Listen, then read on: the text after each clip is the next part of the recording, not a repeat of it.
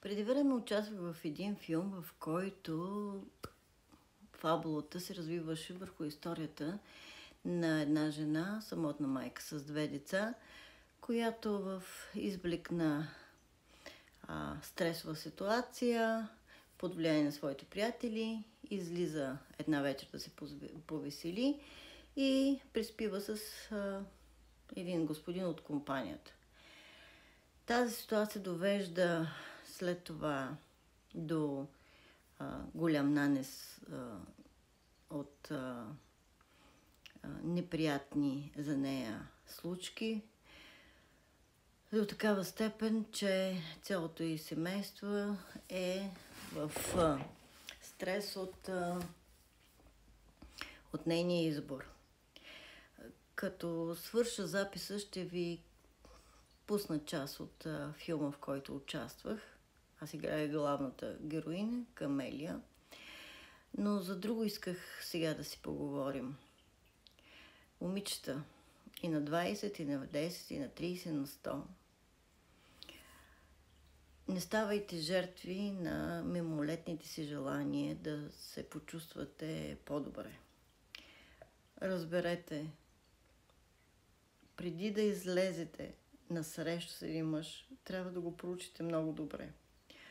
Ако не може да го проучите, то направете си един списък с въпроси при вашата първа среща, за да разберете до каква степен той ви лъже. Защото когато вие сте уникални, когато вие сте самоосъзнати, вие не се страхувате от това, че някой мъж няма да ви хареса като външност, като години. Примерно аз съм на 52 години и много мъже казват, че съм стара. Да, стара съм. Нормално е. На 52 години съм. Някой аз съм била на 20-25, но това си е било във времето. А и възрастта ни дава възможност да израстваме, когато работим върху себе си.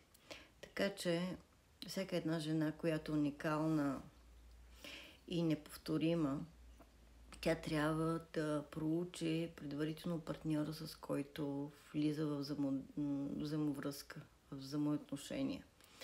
Защото в днешно време мъжете, особено тези, които са финансово обезпечени, си търсят любовници или търсят жена, върху която да стъпят, която да е по-успешна, по-добре развита в живота си.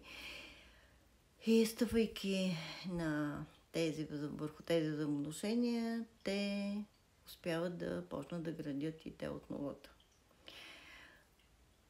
Защо правя този клип? Защото поредният такъв мачо се появи в живота ми и се опита да подходи с лъжа с цел да ме впечатли.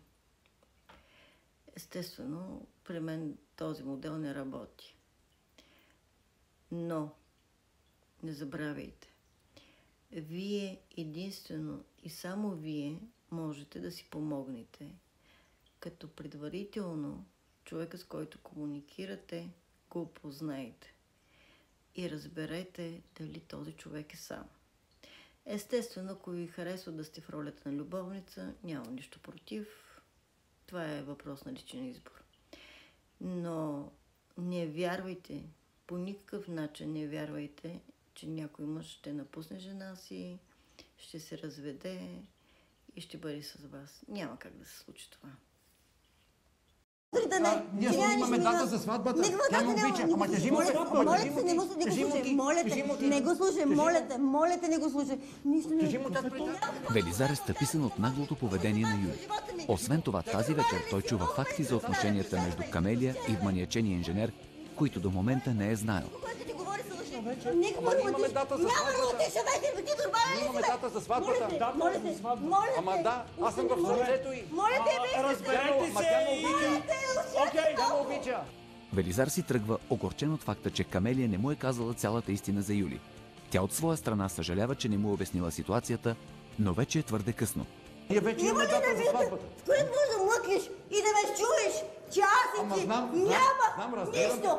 Абе, Камелия, какъв е този цирк? Какво е това чудо, бе? Възмутена съм. Къде живеем ние? Какво е това? Това е моята приятелка, моята любов. Ние ще се женим другата седмица. Проблемите си ги оправи и вкъщи. Да, тя ме обича. Не искам да се Тя е моята любов. разваля тишината. Детето спи. Аз заради нея съм дошъл. Може да се разстрои.